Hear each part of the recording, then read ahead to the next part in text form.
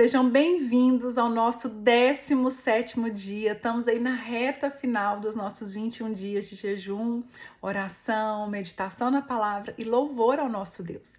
E hoje nós vamos estar meditando em Josué 10. Como vocês já sabem, eu não vou ler o texto todo com vocês, porque vocês vão fazer isso na Bíblia de vocês.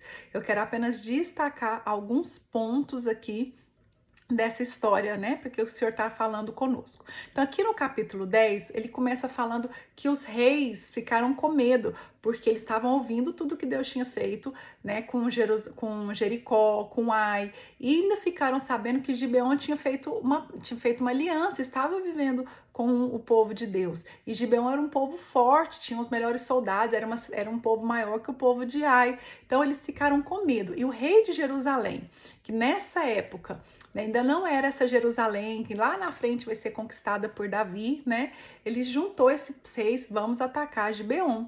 E aí, quando eles vão atacar Gibeon, Gibeon pede socorro para Josué, para o povo de Deus. E aí ele começa, deixa eu pegar aqui agora para a gente ler essa parte. E aí, os gibeonitas, então, mandaram essa mensagem para Josué aqui no verso 6. Não abandone os seus servos, venha depressa, salve-nos, ajude-nos, pois todos os reis amorreus que vivem nas montanhas se uniram contra nós. E aí a Bíblia fala no verso 7, Josué partiu de Gilgal com todo o seu exército, inclusive com seus melhores guerreiros. E disse o Senhor a Josué, não tenham medo desses reis, eu os entregarei nas suas mãos. Nenhum deles conseguirá resistir vocês. E aí, então, olha só, que Deus já estava concordando, né? Então, Deus já tinha dado o aval para Josué ir. Então, a Josué já tinha aprendido, ele já andava em obediência, Deus deu o aval, ele foi para guerrear com esse povo. E aí, Josué coloca, eles ficam marchando uma noite inteira de Gilgal e Josué os apanhou de surpresa. E aí teve uma confusão, e aí o que eu achei mais interessante está aqui, onde eu quero destacar para vocês, no verso 11. Enquanto fugiam de Israel na descida de Bet-Horon para Azeca, do céu o Senhor lançou sobre eles pedras de granizo, que mataram mais gente do que as espadas dos israelitas. Eu quero fazer uma pausa aqui. Gente, eles estavam numa guerra. Olha só, o que a gente já viu? A gente já viu o povo dando volta no muro e o muro cai. Depois faz uma emboscada. Agora Deus manda granizo para matar o povo. E a Bíblia fala que as pedras que caíram do céu mataram mais gente do que a própria espada dos israelitas. Então, é uma coisa assim totalmente diferente. E alguns estudos que eu estava lendo, aqui fala que eles caminharam a noite toda, né? Então, depois de uma noite inteira de marcha, desde Gilgal, Josué os apanhou de surpresa.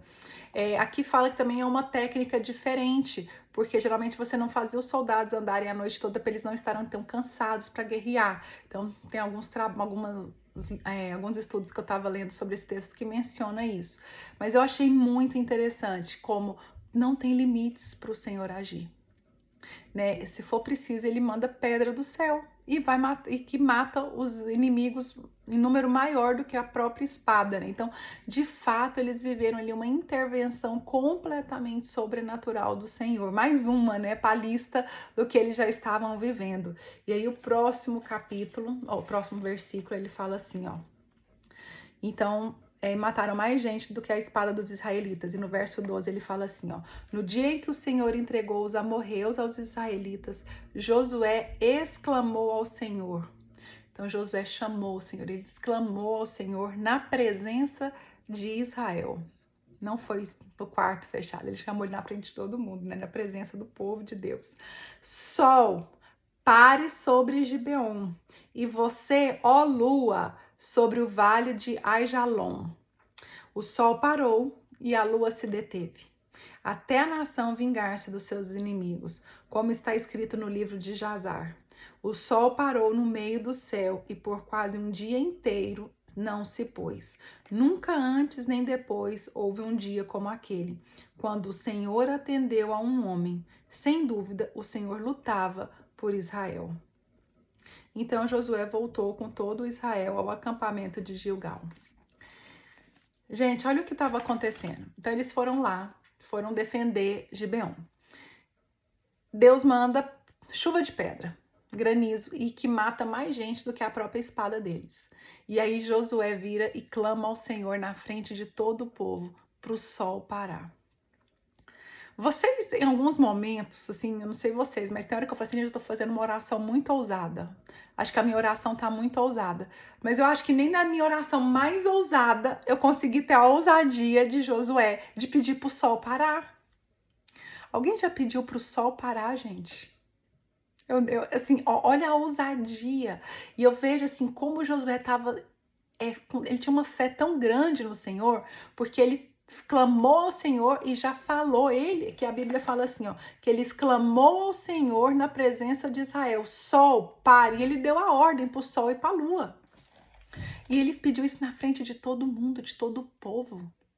Ele não teve medo. Nossa, mas se eu peço para o sol parar e o sol não para, o que esse povo vai pensar? Que Deus não está mais comigo? Não, ele não estava preocupado. Eu acho que ele tinha uma confiança tão grande, ele já conhecia tanto o Deus que ele servia, o poder do Deus que ele servia, que ele teve coragem, ele na frente de todo mundo, exclamou ao Senhor e deu a ordem para o sol parar e para a lua parar.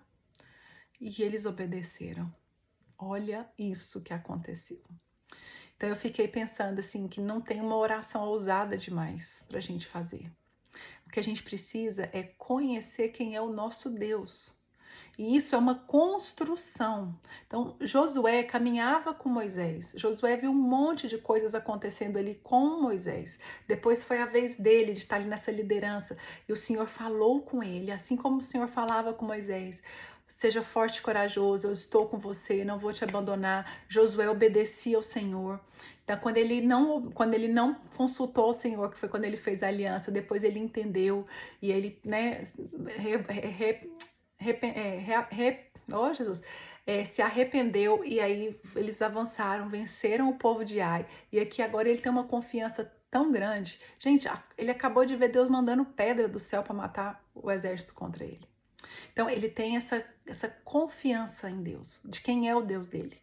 Será que nós temos essa confiança? Será que nós temos essa confiança tão forte, essa fé tão grande no nosso Deus, que a gente é capaz de fazer orações ousadas e de dar, né, declarar sol pare, lua se detenha aí, não venha, né? Fique aí, a gente precisa terminar essa batalha aqui.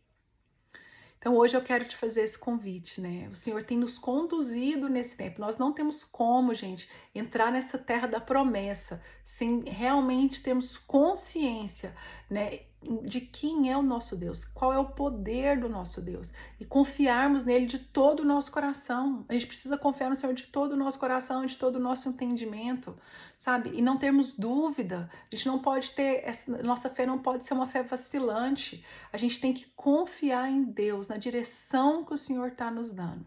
Então hoje eu quero parar por aqui no texto e eu quero encerrar fazendo algumas perguntas para você, né? Que você possa tirar uns minutinhos, hoje no nosso devocional vai ser curto, para que você possa ter assim 5 minutos com o Senhor, sabe? Eu quero que você peça para o Senhor o que está precisando na sua vida. Como que você está se sentindo? Você está sem saída? Você acha o quê? Que tipo, chegou o fim da linha? Peça para Deus abrir o Jordão para você. Você está se sentindo como? Que você está precisando avançar, mas que tem tipo um muro te impedindo de avançar?